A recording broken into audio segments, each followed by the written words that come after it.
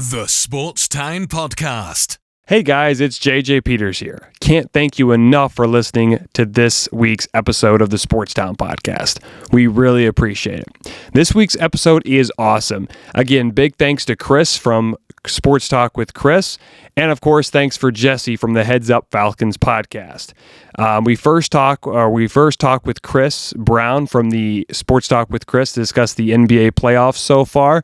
That conversation was awesome, and obviously, if you love basketball, which I mean you probably are if you're listening to this podcast, but the conversation was great. He also had his finals predictions, his MVP prediction. He's a big Sixers fan, so he made a case of why Joel Embiid should win the MVP. So our conversation was really great. Again, don't forget to check his podcast out. You can go Apple Podcasts, Spotify, Anchor. You can also follow him on Instagram, Facebook, Twitter, and TikTok at Sports Talk with Chris. And then, of course, this huge situation in the NFL right now with Julio Jones wanting out of Atlanta. I decided to bring up Jesse Head from the Heads Up Falcons podcast. The conversation was great. He does a phenomenal job explaining the Julio Jones situation. So, again, big thanks to Jesse for coming on the show. Again, you can find his podcast on Apple Podcasts, Spotify, all iHeartRadio, basically almost everywhere that you get your own podcast. And of course, you can follow him on Instagram at Atlanta Falcons Podcast. Again, the conversation was great. Again, big thanks to Chris from Sports Talk with Chris, and of course, Jesse from the Heads Up Falcons podcast. And as always, we have a Sports Lightning Round, highlight of the week, poll question, questions from Instagram, and much more. And also, if you're interested in buying merch from the STP pod, don't forget to DM me or email me at sportsdownpodcast@gmail.com. or write in the comments section you want merch for the STP pod. Also, don't forget to subscribe to the STP newsletter. So if you ended up missing the recent episode, or you missed a few parts, or you just want to get more of the show, don't forget to subscribe to the newsletter. The newsletter comes out usually every Tuesday. I try to bring it out every Monday, but most of the time it doesn't come out till Tuesday. So again, check that out. It has all the links to the videos that you need to do. We also ask the interviews. We also do, at the end, it also says upcoming events. So whoever we're bringing on the next week, you can have a sneak peek. So again, don't forget to subscribe to that. And now, under further ado, let's get started. And now on to the highlight of the week.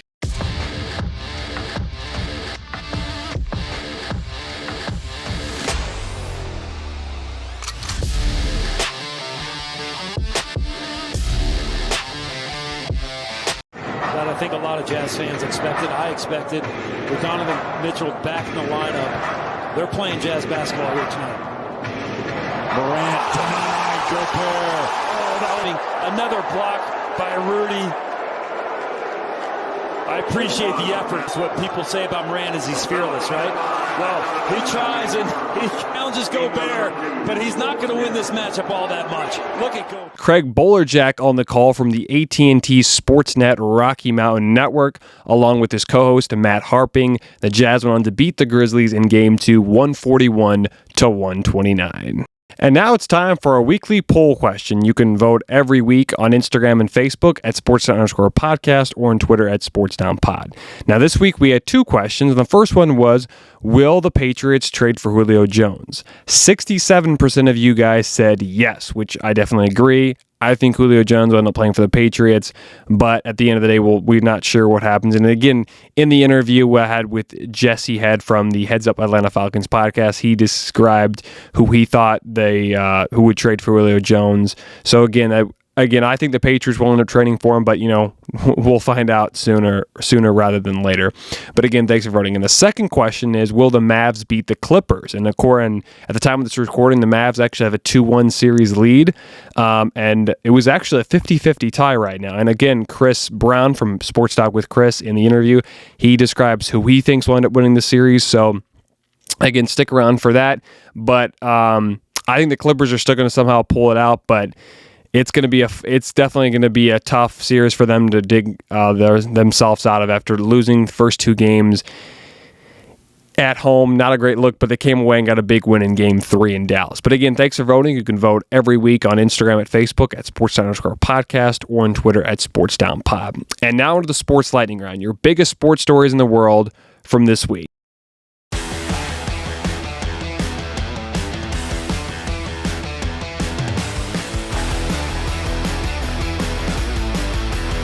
Former Mets manager and current pitching coach of the Los Angeles Angels, Mickey Callaway, has been suspended by the MLB through at least the 2022 season. Callaway was accused of sexual harassment. MLB Commissioner Rob Manfred announced the ruling on Thursday, May 27th, and stated, "My office has completed its investigation into the allegations of sexual harassment by Mickey Callaway. Having reviewed all of the available evidence, I have concluded that Mr. Callaway violated MLB policies and that placement on the ineligible list is warranted. We want to thank the many people who cooperated with our development of investigations in their work, which spanned Mr. Callaway's position with 3 different clubs." Katie Strang of The Athletic was the first to report the news. She also explained that 5 other women in the media alleged that Callaway had misbehavior toward them as well. The Angels manager Joe Maddon was stunned to hear the news about the former Mets manager. Most likely, Callaway will not be hired by any other MLB team once his suspension is over. Crazy, but true. 6-time All-Star and 4-time NBA champion, 2007 Finals MVP, and Spurs legend Tony Parker has qualified for the 2021 World Series of Poker. Yes, very shocking. And to make it even more crazier, he was the first to qualify. According to Live Poker, Parker qualified by winning a charity poker tournament in San Antonio, Texas. That earned him a $10,000 buy-in, no-limit Texas Hold'em event. To no surprise, the future Hall of Famer loves the game Texas Hold'em.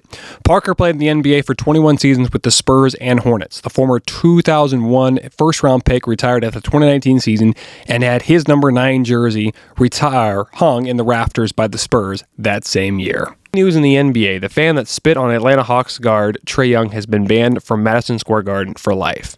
In Wednesday night's game between the Knicks and Hawks, a fan spit on guard Trae Young in the 4th quarter. The fan was not identified, but was wearing a Julius Randle t-shirt, and it was seen all across social media. Trae Young did not press charges. Young's teammate Kevin Huerter stated, "If you lay a pretty heavy precedent and ban these people for life from these arenas, I would hope they think twice about trying to do that." He continued, "If you're going to spit something, throw something, they don't deserve to be in an NBA arena again."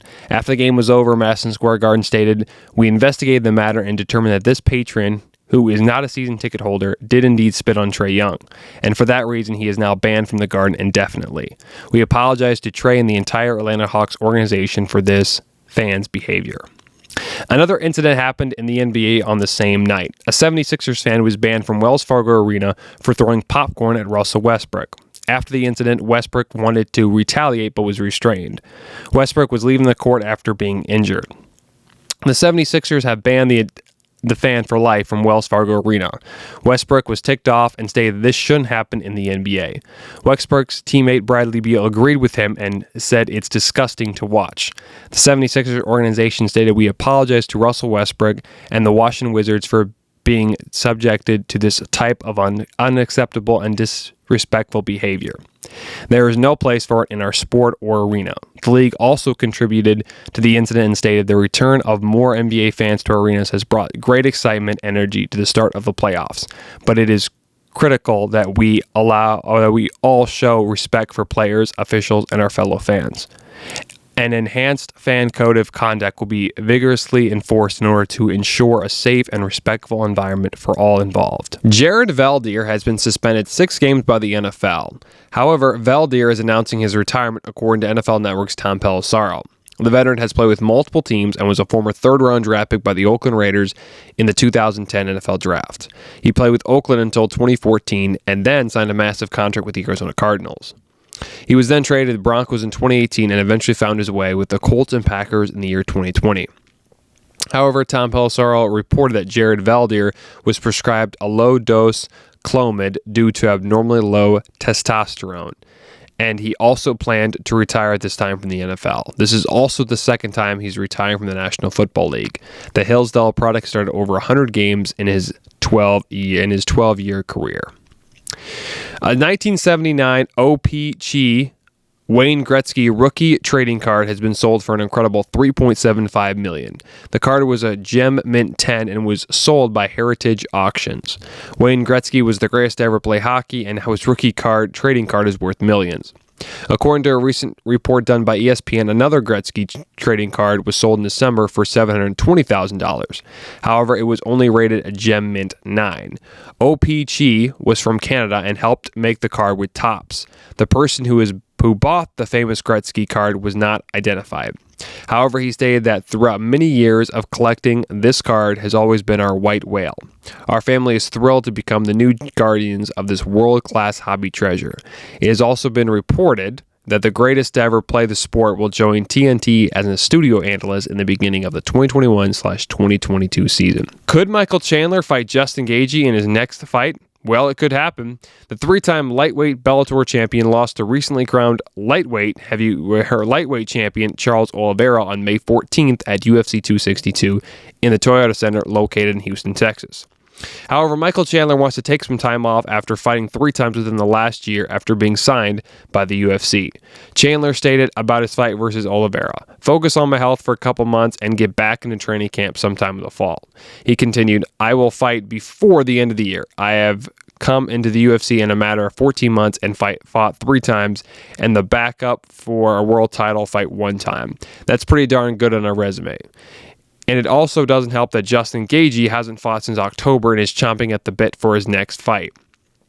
Many people, including Chandler, believe that many fans would want to see that matchup. However, Eddie Alvarez doesn't think that's a good matchup at all for the former Bellator and Olympic champion.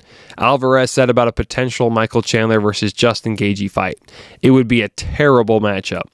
Although Michael Chandler disagrees and thinks he could beat Gaethje if the fight actually happened, only time will tell if Gaethje ends up fighting Chandler. And now, on to our interviews with Jesse Head and Chris Brown.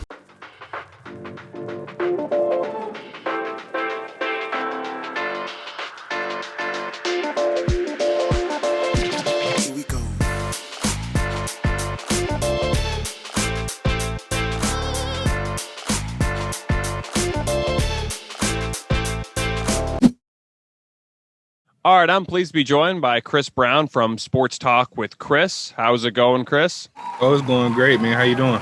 I'm doing all right. Of course, the big talk right now, the NBA playoffs. Let's first start off with, you said you were a Sixers fan before we started recording. Yes. They got a big win last night, which at the time of the recording, it's Thursday. What did you think about the Sixers' performance against the Wizards on Wednesday night?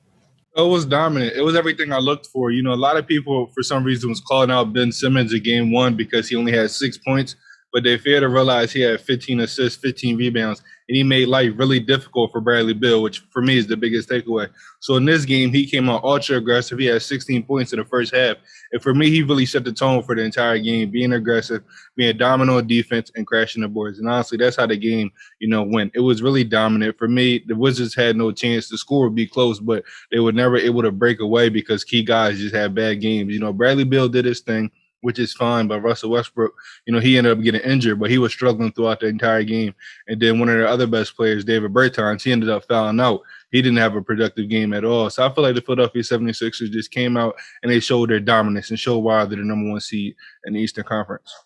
Yeah, Ben Simmons is kind of that player that does a lot of it. He's not the best scorer in the world, and of course he's not the best shooter, but he kind of does everything else really good. Like, he's a great rebounder. He's a great assist. He's just great with all that stuff. He's a great defensive player. He's probably going to get Defensive Player of the Year. I hope so. Speaking of defensive player, it seems like he's going to win it. Do you think that there's a chance that he doesn't get the award? I want to be surprised. Everything when it comes to the awards is about the media's, perception. So if the media is going with one guy, that's who's going to end up getting the award. Like Steph Curry got a lot of media love, and he ended up being a finalist, which I personally don't agree on.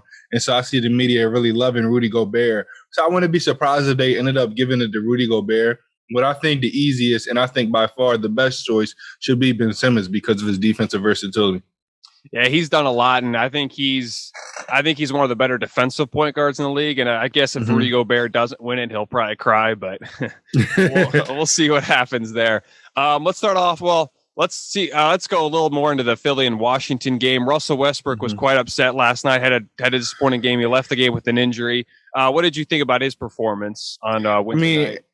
It was a bad performance, and I'm not surprised. We have a lot of defensive guys in Philly, so I expected Russell Westbrook to kind of struggle. You let him shoot jumpers if he comes into the paint. We have a lot of big bodies down there, so it's going to be hard for him to get going. I think the best, defensive matchup for him is to have Danny Green on it because Danny Green can't move with him laterally. But just speaking on Russell Westbrook, for all Philly fans out there, I apologize because the dumping of the popcorn is something that Philly fans, we get labeled as toxic, which, I can't be mad at because we are toxic at times, but that was just totally disrespectful, and we don't stand with that fan. Even though Russell Westbrook had a bad game, and we encourage that because we want to win the series. I don't wish injuries upon nobody. The fact that they dumped popcorn on a guy that was already down from injury, down for having a bad game, I think is inexcusable. But on his performance, I mean, I'm glad he had a bad performance, and we have so many defensive guys that only one guy, because he's a 3-level scorer, and Bradley Beal is able going to go off this series. Yeah, it's not a good look, but, we hope Russell Westbrook comes back from it. Oh, yes. He's a great point guard. I think he's still an elite guard. He's still one of the better players, and I still think he's a future Hall of Famer. First ballot. Yeah, let's go to the next series. Of course, Brooklyn and Boston. It seems like Brooklyn's going to sweep the Celtics because they looked unstoppable game 1 and game 2. Do you think there's any chance for Boston to come up top in this series? There's no chance for Boston at all. I predicted a sweep. Even with Jason Tatum really having 2 terrible games, I've never seen him play this bad in my life. Even if he somehow, when it goes to Boston, has a big performance. You have 3 guys in Brooklyn. In game 1, the big 3 in Brooklyn scored or assisted on 98 out of the 104 points in game 1. That big 3 can outscore any single team. So even if Jason Tatum has a huge performance, I think the big 3 for Brooklyn is just too much for Boston, especially without Jaylen Brown. Yeah, it's crazy how much, very little the Nets' big 3 played together. I mean, that's how good they are. And I feel like the Nets are, the Bucks might be their biggest test, but after the Bucks, they could end up just winning the NBA Finals easily. And I mean, Brooklyn is just so good, and it's just crazy how many games they didn't play together, and yet they're still so the best dominant team. I know, exactly. James Harden, Kyrie Irving, Kevin Durant, and if you don't have those guys, you guys got like Joe Harris, Blake Griffin when he's on. Let's go to the next series. This is a little more interesting. Miami and Milwaukee. The Bucks have played really good, and I feel like if Giannis gets this series and beats the Nets, he has a chance to get to the NBA Finals. I talked to one of my friends last week. He's a big Bucks fan. He was talking about how if they can get by Miami and Brooklyn, there's a good chance they can win it all. What do you think about the Bucks' chance to go all the way? With the Bucks, I think it's all about matchups. If they get by Miami, which is look like they're going to do, because I predicted this. Miami has just not been the same team this year in the playoffs. They're just showing themselves. But Brooklyn's going to be a big test. The thing I like about Milwaukee this year is the addition of Drew Holiday. For me, he's just a way better player than Eric Bledsoe. Eric Bledsoe was a good defender, but in the playoffs, that's kind of all he brought, and sometimes he was hit or miss. For me, Drew Holiday is first team all defense. He's a guy that can score on all 3 levels consistently, and he can close out games. So I think with bringing in a guy like Drew Holiday, you have Bobby Portis, PJ Tucker, Forbes off the bench, a lot of shooters. This team definitely has a chance. I think Brooklyn is going to be a huge test, but also Philadelphia. I don't want people to count that out. We played the first time in Philly, even without Joel Embiid, we only lost about a little bit. And then, the second and third game we played in Milwaukee, we barely had our entire team. So a lot of people are counting out Philadelphia, which I'm not surprised that's what they do with the Philadelphia 76ers, but we're walking right into the Eastern Conference Finals. We're walking right there. So either Brooklyn or Milwaukee's going to have to play us, and we have home court advantage. So I don't think it's going to be a walk in the park for Milwaukee, but the addition of Drew Holiday definitely makes life easier for Giannis. It feels like the East playoffs is more interesting than it's been in a long time because almost every year we usually count the West and we don't really pay much attention to the East. But I feel like this year is finally competitive and to where we actually are intrigued more maybe than the West. But it's I think it's so wide open in the West, unlike the East. But yes, we'll see what happens there. Let's go to another series in the East. The Knicks and Hawks. Of course, the Knicks won on Wednesday night. Super excited. Do you think? I think I had the Knicks winning in either 6 or 7. I can't remember. Who do you think wins that series? And do you think there's a chance that one of them at least makes the conference finals? I have the Knicks winning in 7. I just think they pose matchup problems for the Hawks, when they're playing good basketball, because the Knicks have been very inconsistent throughout, the first 2 games, but they just have a way better bench than I think a lot of people in the playoffs do. So they can rely on that bench to score 50, 60 points because you have guys like D Rose, Quickly, and Burks. But I think the Knicks are going to advance, but I don't think any team has no chance against my Sixers. I honestly think whoever we play, we're winning in 5, 6, maybe if we decide to have an off game. But I think whatever team goes to the semifinals, they're losing to my Sixers. Yeah, and see, I think I have the Knicks as well winning. I think the Hawks are solid, but I think at the same time they're just all shooting. And I think if you shut down their like what happened in the second half, they went really cold, and I feel like that was a huge difference. And I feel like if the Knicks can play, I guess they're considered a grit and grind team with Coach Tom Thibodeau. But I think if the Knicks can be able to shut down the Hawks from shooting the ball, and if the Hawks don't if they go cold, I think it's going to be an easy Knicks series. But I think this is an interesting series because I think both teams are kind of at that same level. So in my opinion, I think the Knicks win in 6 or 7 as well. Before we get to the West, let's talk about Joel Embiid. I think he was the favorite to win the MVP the whole time until he got hurt. I think Jokic is the MVP candidate right now, but I think Embiid was the best player, again, if he didn't miss so many games. What did you think about it? And do you think Embiid still has a shot to win the MVP? For me, in the beginning of the year, when I did my preseason predictions, I actually had Devin Booker win the MVP. But with Joel Embiid, I said he's going to have the best year of his career, but I know he's going to miss games. Like, I already knew that in the back of my head he was going to miss games. And, throughout the regular season, before the injury, it was like, okay, he has a chance. But then that big injury, he missed 10-plus games. I knew they was going to take it away from him. When I look at Embiid, he had the best, for me, he had the best center season. This dude went up 6 points per game last year. He's a defensive player of the year candidate. He does it on both ends of the court. He's super dominant. He's super efficient. And his team is the first seed in the East and the top 5 seed in the entire NBA. So I definitely think he should definitely win it. But I'm not going to be surprised that they give it to Jokic because they're going to hold, he missed this amount of games. He did this, he did that. But if you look at the dominance throughout the year, I think Joel Embiid was one of, if not the most dominant player this year. Yeah, I would 100% agree with you. And I think Curry's kind of at that same boat, except for his team didn't make the playoffs.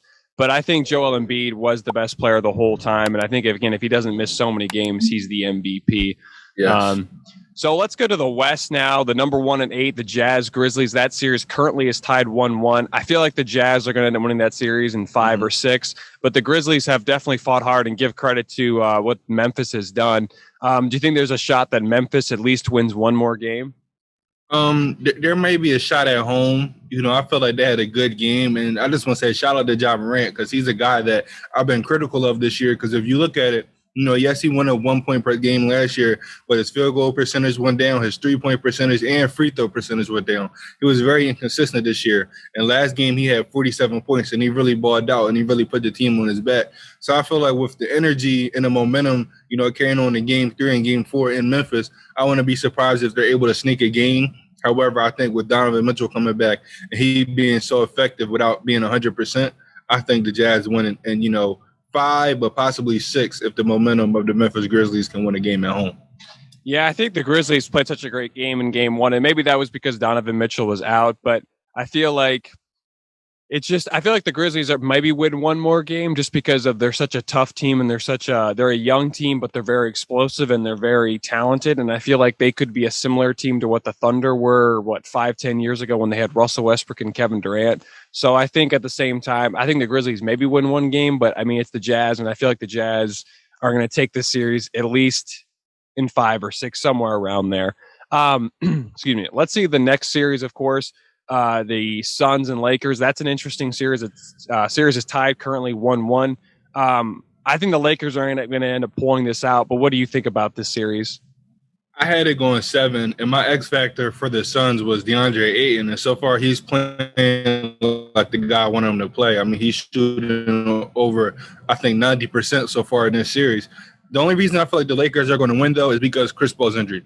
If Chris Paul was 100%, I really feel like the Lakers would be down 0-2 right now, and it'd be a huge possibility that they lose this series. The Suns are a very good team, and it sucks that, they have to go against the defending champs in round 1 because this is not the first time Chris Paul has won against the defending champs in round 1. He had to go against the Spurs, and that won 7 games, and then he was banged up for the next series, and it feels like history is just repeating itself. So I think the Lakers are going to end up winning probably in 6 because of Chris Paul's injury, and unless he gets 100%, because he only played, I think, 25 minutes, and Cameron Payne played the majority of the game. So unless somehow he gets back to at least 80, 90% where he's able to be aggressive on offense, the Lakers are going to walk away with the series. And it's sad because the Suns had a real possibility of winning this series because I think their team that can win it all, but Chris Paul being down, I think it really slices down their chances.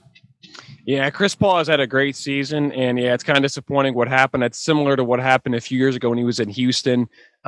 Excuse me, they had a 3-2 series lead. He goes down, and then they end up losing in 7 games. And I think if he would have been a lot more healthy, the Rockets would have beaten the Warriors back in 2018. Yes, they won that series.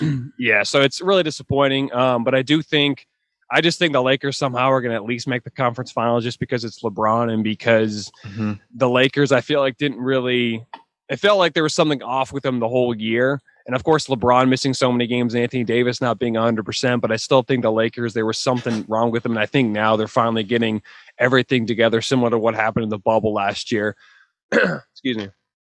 Let's go to another series. The 3-6 right now. You got I'm going blank right now. But the 3-6 series, let's see. The Nuggets Denver, and Blazers. Yeah, so the Nuggets and Blazers, that series has been interesting. The Blazers, surprisingly, won game 1, but the Nuggets came back and won game 2. Who do you have in that series, and what do you think do you think that series could go 7? I have Portland in 7. I think both teams do something that the other team can't. So when I look at Denver, I'm looking at Aaron Gordon and Michael Porter Jr. being 6'9", 6'10", and being a very effective on the offensive end. Like Michael Porter Jr. game 1 was 12 for 21, and all 9 of his misses were from the three-point line. You know, so I feel like what they do, being that tall, being scoring forwards, that hurts the Blazers because 3 of their best players at the end of the game are under 6'5", with Norman Powell, Dame, and CJ. However, Dame and CJ, you know, especially without Murray and Barton, are going to be able to give the opposing backcourt 50 points. And then when I look at the big man matchup between Nurkic and Jokic is going to win all day. But if the Blazers want to have a chance, Nurkic has to slow down Jokic. You can't shut him down. Well, you have to slow him down, be physical. That's how he struggled with the Lakers last year in the Western Conference Finals. And then from the Blazers, you have to give Jokic in foul trouble. If he's on the court, he's going to pick you apart. But if you give him 2 quick fouls in the first quarter, you know, 3 in the second quarter, 4 in the third, you make him play less than 34 minutes because he's on the bench with foul trouble, you have a true chance. I do think the Blazers are going to win. They did what they had to do and win a game 1. But if they want to be successful, you know, players are going to have to step up. Rotations are going to have to change, and the mindset is going to have to change because the Nuggets, you know, they can still win this series without Barton and without Jamal Murray. They have talented scorers, but for me, the Blazers are a better team when they want to be. So I think they're still going to win a 7, but they have to step it up.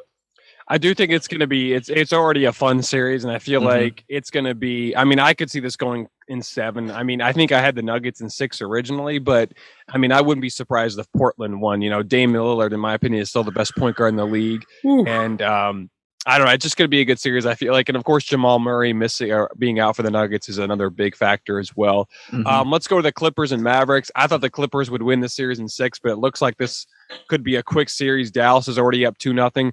What's going on? What do you think is wrong with the Clippers right now?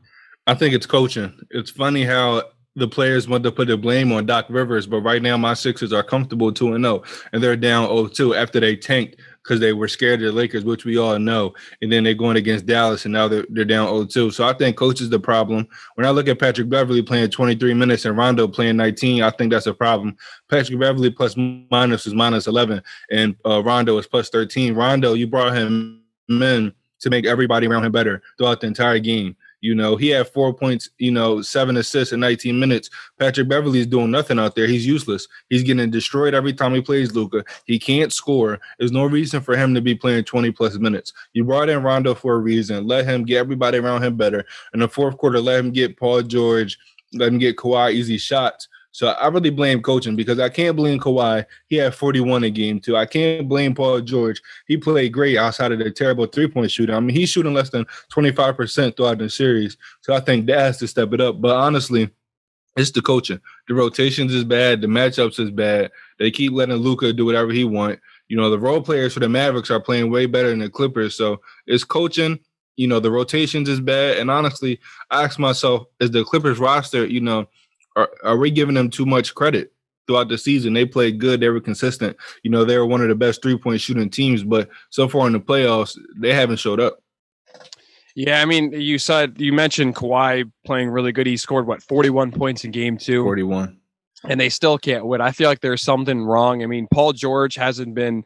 I don't know what I'd rate Paul George. I mean, he's played pretty good, but I mean, Luka is just dominating the series, and they got to figure out a way to stop him. And as a Kawhi Leonard fan, I'm disappointed because he could end up leaving the Clippers and going to the Warriors or something, which I don't know why he would. But I have crazy predictions for Kawhi is going to go. I have 3 teams I think that he's going to look at. I think if they lose, he might opt out. Well, he's definitely going to opt out. And I'm looking at the Sixers because of the Doc Rivers connection and, the big 2 that we have. He could replace Tobias Harris. I'm looking at Miami because he wanted Jimmy Butler before he wanted Paul George. And so I wouldn't be surprised if he goes Miami, and that's a perfect fit. It's a scary fit for the East. And then the last team I'm looking at is the Knicks. They have a lot of money. He has family ties in New York. That's a big market franchise that made the playoffs this year, so they're ahead of the schedule. Him going there changes a lot. So I think he's leaving the Clippers and he's coming East. That would be interesting to see. And I think he likes California. But again, I think the only team that you could really see him going to is maybe the Warriors. I've been hearing a lot of rumors on that. But I'm not sure he'd want to go there because Steph Curry, it's Steph Curry's team, and he wants to have his own team. And I feel like, if he went to New York or Miami, I'm not sure if he went to Philly, it would be his team. It probably would be. But if he went to those teams, it would be his team. And I think that's why a big reason why he went to the Clippers instead of the Lakers, because it was his team and not LeBron. So it's going to be interesting to see. I hope the Clippers win, but I feel like the Mavericks are somehow going to pull this out. I do too. Do you think the Mavs win in 5 or 6, or do you think maybe Dallas gets the sweep? I don't think they will, but what do you think? I mean, I had the Clippers in 6 originally because I thought, coaching would be better and the matchups and the rotations would be different. But right now, the Mavericks have complete control. And the thing is, the Mavericks won 2 games on a roll. So now they're going back to Dallas. So all Dallas has to do is win at least 1 home game. Win at least 1 and you go up 3-1. If they win game 3, it's over. They win game 3, it's over. If I'm the Clippers, they have to pull out all the stops in game 3 if they win a chance. Whoever won games 3, that's going to tell me who's going to win the series. I think right now Dallas has control. I want to have faith that the Clippers win in 7, but the Mavericks are looking too good. They're shooting too good from the 3-point line. Now, the best bet for the Clippers is the Mavericks just not knock down threes because they shot over 50% from the 3-point line in game 2. So I think, the Clippers, if they do the right things, they could still win this series. But the Mavericks have complete momentum going home, and that's scary. Yeah, and I think, again, this game 3 is very pivotal. The Clippers need to get a win in order for them to keep this series alive.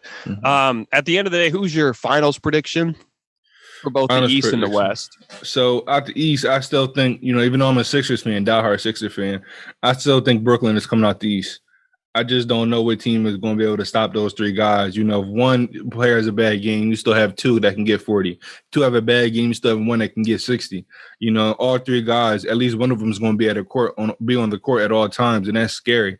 And so I feel like what Brooklyn is doing, and I don't think Steve Nash gets enough credit for the season he had coaching, because all 3 of those guys missed a lot of games and he had a lot of different rotations he had to play and they were still successful. So I do feel like that team now has a lot of chemistry. I think they're coming out the East, and right now out the West, I think it's still the Lakers. It's still the Lakers. I just don't know if any team is going to be able to beat them. And if they get rolling, then they're going to be able to pick up chemistry, pick up momentum going into the finals.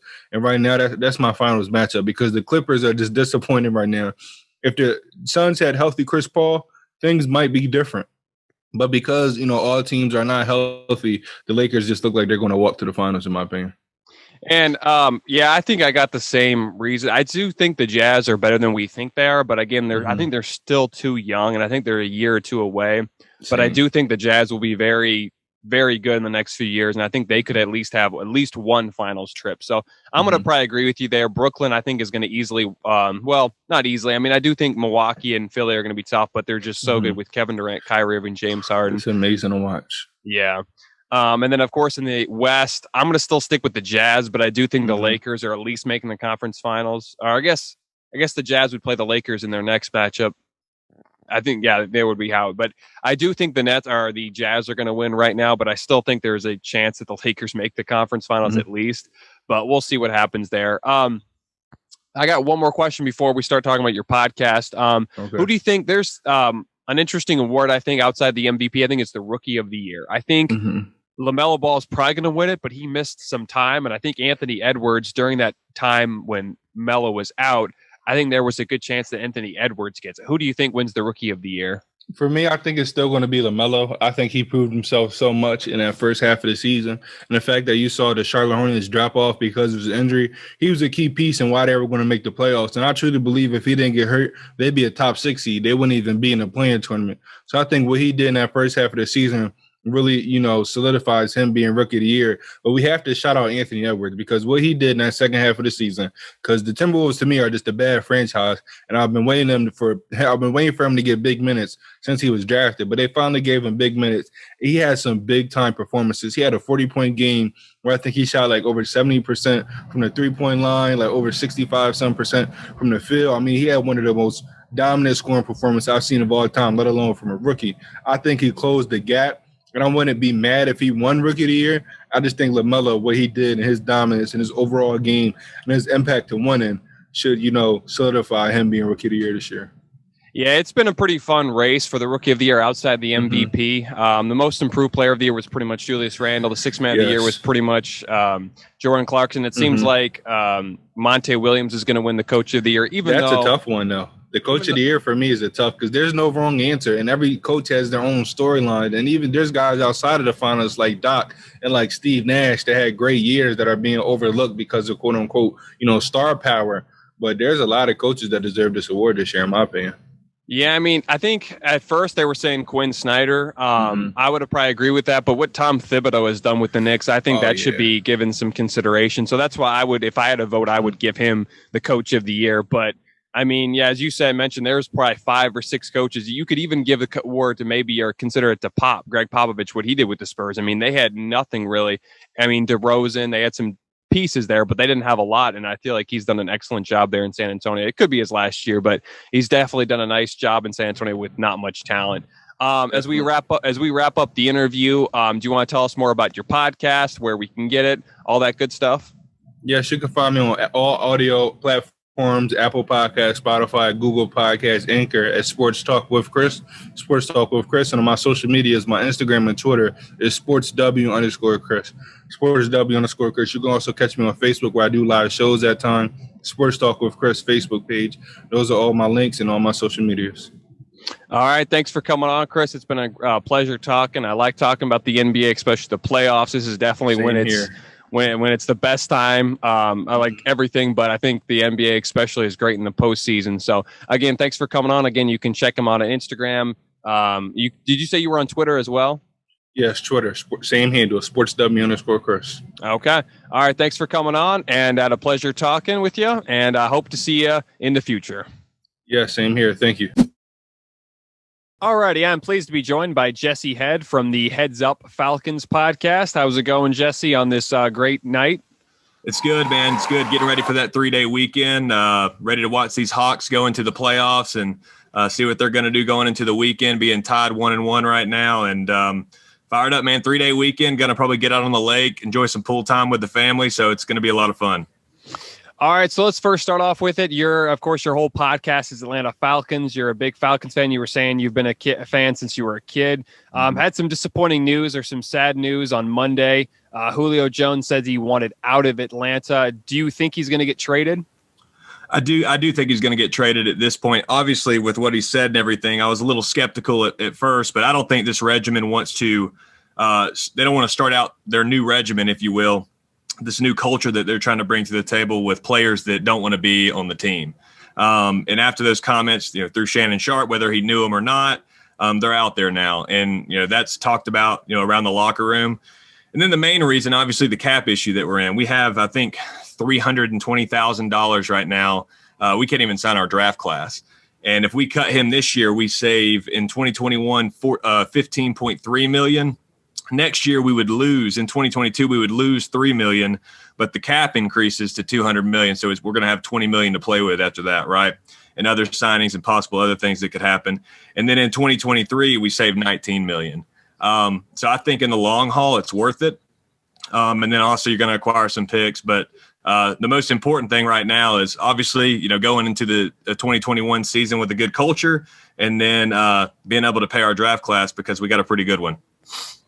Yeah, and if we go back to the comments he said on Monday, and I feel like this was kind of what it was reported was he had already asked a trade from Atlanta for, I think, earlier in the year. Were you shocked at all that he wants out of Atlanta? I was shocked a little bit due to the fact that he's a guy that, as an organization, we have given him everything that he's ever asked for. Arthur Blank straight up said it, you're an Atlanta Falcon for life as long as you want to be. So, the fan base was making the new regimen out to be the bad guys for wanting to trade, Julio Jones. And then it's just funny to see the flip and how now we find out that he requested the trade all along. And then now all the fans are hating Julio. I'm not mad about it. I wish the best for Julio. I hope he goes somewhere. And at this point, he deserves it. If he wants out, that's fine. It is what it is. He deserves to go to a team. And if he can get the opportunity to get on a winning team and be a Super Bowl contender and try to go chase a Super Bowl, at this point, he deserves it. I mean, he's an older guy. He is a guy that he's probably, if we're being realistic, he's always beat up. He's probably got 3-4 really good years left, maybe. And he knows, he sees the writing on the wall. He can't afford to go through another regimen of, if this doesn't work out or if it may work out, and the unknown of the whole situation. So he's trying to go somewhere where he knows he can be a competitor for the next couple years and try to get a Super Bowl ring. Yeah, I think Julio Jones is still a top 5 receiver. I don't know if he's the best receiver anymore just because he doesn't play all 16 games. And now I guess we're going to 17. So that's probably going to be even harder. But what team do you think it fits him the most? Because we've heard a lot about the New England Patriots. We've heard a lot about I think the Packers have even been in talk. The Ravens, even though they don't pass a whole lot, they've been in conversation. What team do you think fits Julio the most? Yeah, I agree with all those. I think it's kind of a toss-up. At this point, just hearing, if I'm following the rumors here and not trying to come up with my own things that I think it may be, the Tennessee Titans is a big one for me right now. He's good buddies with Derrick Henry. I know that doesn't go too far, but when the top dog on the team goes to the owners and says, we need to go get this guy, that holds some value. And they're not that – they had a damn good year last year. There's a reason that we went and hired their coach, and they did what they did. So I think that's a good landing spot for him with them being on the brink of being a Super Bowl competitor. I think another big one is the Los Angeles Rams. I think a lot of people are sleeping on that one. Sean McVay is not afraid to throw away picks. He throws away picks all the time. He is much rather have the proven commodity versus going and drafting a guy and saying, let's put our stock in this and hopefully he's going to be a good one. He's taken the approach that he's going to take the proven commodity. So I could certainly see that. And then you had Jalen Ramsey. He's the top dog on that team. He was getting on there on Twitter or whatever and lobbying for him to come there. And then another one could be the Green Bay Packers. If they want to make Aaron Rodgers happy, this is the one way to do it. They've been, Aaron Rodgers' complaints come from the fact that they're not getting him any help. What's a better way to go out there and say, all right, look, we're going to go get, like you said, one of the best currently right now, one of the best receivers in the NFL. Here's your help. Let's reconcile these issues that we've had. Let's bring it together and let's go win us a Super Bowl. So I think that those are the three top ones for me, but I agree with you too. I think the New England Patriots could be a big one for him. I just think that he's went out, Bill Belichick's went out and signed so many people. I think he might have his plan in place right now. But I think they were rumored to be trading to attempt a blockbuster trade in the draft. But they were going to, when they were going to make that trade, I believe that we were going to pay a lot of that money. And now the team that he gets traded to is going to have to pay some of that money with the June 1st deadline. So Bill Belichick could certainly be a big one as well, going to the New England Patriots.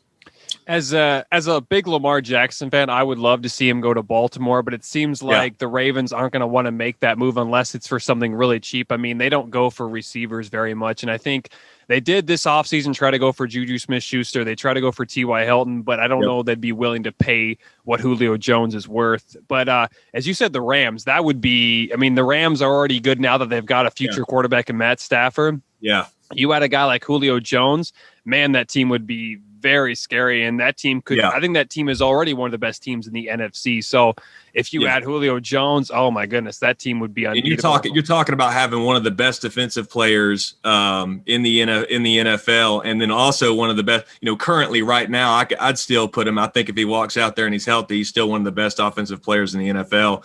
That's a deadly looking team right there. Yeah, that team would definitely be able to challenge the Buccaneers. I'm not sure they could beat Tampa because Tom Brady is Tom Brady, but I still think that they'd be one of the teams, and they'd be very scary. And I think the Packers would make a lot of sense. I just don't know if the Packers are willing to make that move. I've heard a lot of rumors about Jordan Love and trading Jordan Love for Julio Jones, but I don't think the Falcons are going to take that. You'd have to trade a lot more than that. But let's see. If we go back to the Falcons of what they've tried to do, of course, last year was somewhat of a disappointment. It was a really disappointing season. They did end up going drafting Kyle Pitts. How well do you think Kyle Pitts will do this year? I think he'll do very well. So Arthur Smith, I mean, as you know, tight ends are his weakness. I think right now we have 6 tight ends on the roster. They're not all going to make the team after training camp, but we have 6 on the roster right now. And Arthur Smith had, I think it was number 2 or number 3. He was the highest for running 12 personnel. So football terminology, I'm sure you know what it is, but for the folks that are listening that may not know, that's 1 running back, 2 tight ends, and then your receivers out set. So he is always using always has his tight ends out there. And his tight ends have a ton of production too. If you go and look at the Tennessee Titans last year, if you want to go look at their ESPN stats or whatever you want to do, whatever you want to go and look for it, their tight ends have a ton of production. And I think with Hayden Hurst, but let's just say that Julio's gone, you got Calvin Ridley. He's going to take up a lot of attention. He had 1,300 yards last year and 9 touchdowns. He's a lot better than people are giving him credit for. And then you got Hayden Hurst and then Kyle Pitts. I think he's going to get a lot of attention. I think he's going to have a lot of production. And he was the only – I mean, you look back at this draft, man, he's the only guy that you can look at that draft class and say, okay, if I'm going to fit one person for a gold jacket, this is going to be him. I mean, if he goes out there and he doesn't have you don't want to put too much pressure on it. I think they are putting a lot of pressure on him, but he's a calm, cool, collected guy. I think he's going to go out there. I think he's going to have a huge year. And if they do end up trading Julio Jones, I think Kyle Pitts, of course, he's a tight end, but I feel like he plays more like a receiver, and that would be a very nice, piece to replace Julio Jones. But then again, you said Calvin Ridley, very good receiver. I think he's definitely going to be the future for Atlanta. How well do you think Atlanta will do next year? How many games do you think they win this season? Yeah, so I had an episode on the podcast where I talked about what I think that our record will be, and I came up with, it was a snapshot one too. So it was like 45 minutes after the schedules came out. So I just went through the schedule just off a whim, and I came up with 10-7. And then after that, I reviewed it again with a little more detail and different things like that. We have a really easy schedule. I think we have the 3rd easiest schedule in the NFL next year. So I predicted 10-7 for us.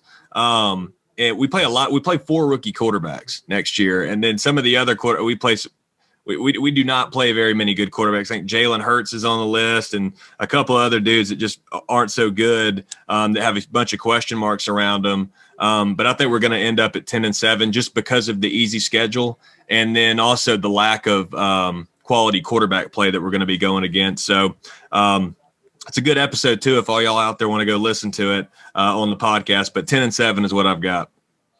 Do you think Matt Ryan still has a few years left in him? Because I feel like a lot of people are kind of doubting Matt Ryan ever since he blew that huge lead. I still think he's a good quarterback. I just don't know how well he's going to do next year. How well do you think he'll perform? And do you think he still has some left in him? You had to bring the Super Bowl up, didn't you?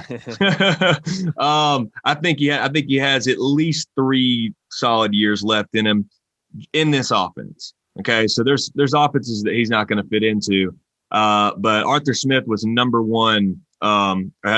Tennessee Titans were number 1 team in the NFL last year in the play action. And if you go and look back at Matt Ryan's highlights and all the great years that he had, talk about the Super Bowl run with Kyle Shanahan, play action was why he was thriving so well. I think he does very good in that. He is not a quarterback that's going to go back and make something out of nothing. He's a guy that needs to read through his progressions and then pick the hole. So I think that in this offense, he'll do well with the style of offense that he runs. But at the end of the day, I mean, most quarterbacks in the NFL, unless you're Patrick Mahomes or Lamar Jackson or something like that, you're only as good as your offensive line allows you to be. Or Aaron Rodgers. He doesn't have a great offensive line, but those are few and far between guys. And I think that our offensive line is going to take a leap this year. We had Caleb McGarry and Chris Lindstrom as our on the right side of the line. They were young rookie guys. Those guys are going to take a big step this year. And then we went out and got several offensive linemen in the draft. I mean, we could we're going to have a lot of battles in the line. So you're going to have your best players out there, but I think our offensive line is going to be better, and that's going to behoove and be good for Matt Ryan as well. So if the line holds up, if we can develop a solid line over the next couple of years, I can see him playing for 4 years, something like that at a high level. I mean, and as you watch the NFL today, these NFL or these quarterback careers are getting longer and longer. It's not like it used to be. They're protecting the hell out of them. I mean, nowadays you touch a quarterback and it's a 15-yard penalty automatically. So they're protecting these guys.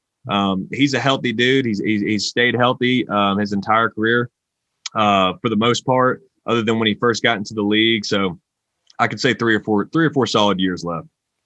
And I feel like a lot of people don't give him credit enough. And I think they kind of always want to go with Julio Jones makes Matt Ryan better. And I feel like they do well with each other. I think they balance each other out. And I don't know if Matt Ryan is still an elite quarterback, but I do think he's a great quarterback. And I think that a lot of people are underrating the former MVP. And I'll add to that. To people that say that Julio makes Matt Ryan, ask Harry Douglas how his career went when he went to Tennessee Titans. Ask Mohamed Sanu how his career went when he went to the Patriots and had Cam Newton throwing to him. So, I'm always a little bit shocked when people say that, because Matt Ryan has made a lot of dudes look good. He got Austin Hooper that big signed contract. You know what I'm saying? And every offensive coordinator, it used to be the thing that if you were an offensive coordinator over Matt Ryan, your next coaching job was a head coaching job. Mike Mularkey, Dirk Cutter went and got one.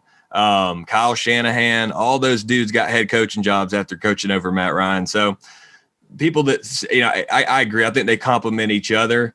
But I think people are going to be a little bit shocked when Julio, most likely Julio goes somewhere.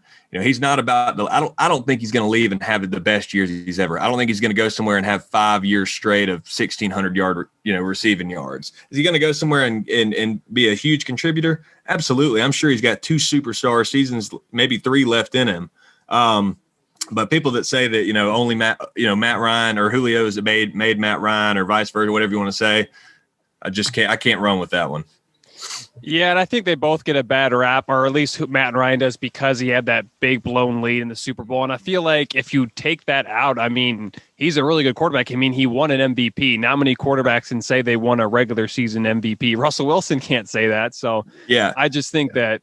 Yeah, it's a shadow. It's a shadow. When you do something, when you collapse like that, or you have that bad of a collapse. I mean, it's a shadow that's going to hang over your, and unless he goes and wins one, he'll probably get a gold jacket at the end of his career, and that cloud will still be over him. He'll still be known as the MVP, but the MVP that couldn't hold the lead. But I think defense is a big contributor to that. But we'll call it what it is.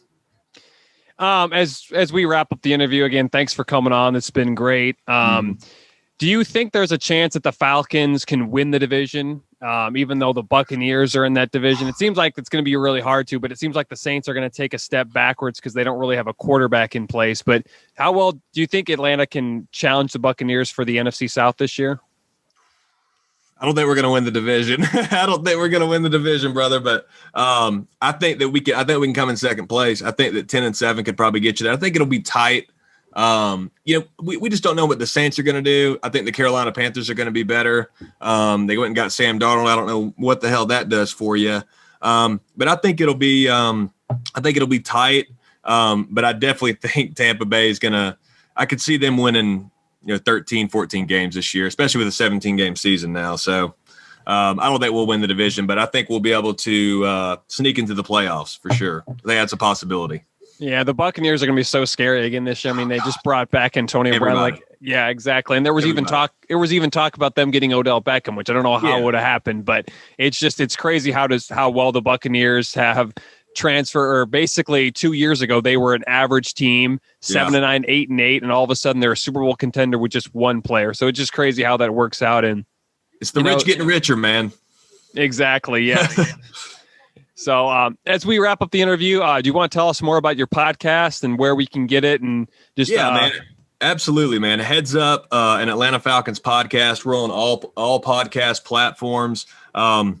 just a normal, diehard Atlanta Falcons fan, bringing the news to you, and the opinions to you, and it's basically like having a conversation, man. You're riding in your car on your way to work or hanging out at the house, and just cut on, and it feels like you're just talking some Falcons football with another diehard fan. I'm a season ticket holder, man. This stuff's ingrained in me. As you can see, I got the whole Falcons man cave going on, so it's just a passion for me. I enjoy getting on and just doing my research on the Falcons and what's happening in the Atlanta Falcons world.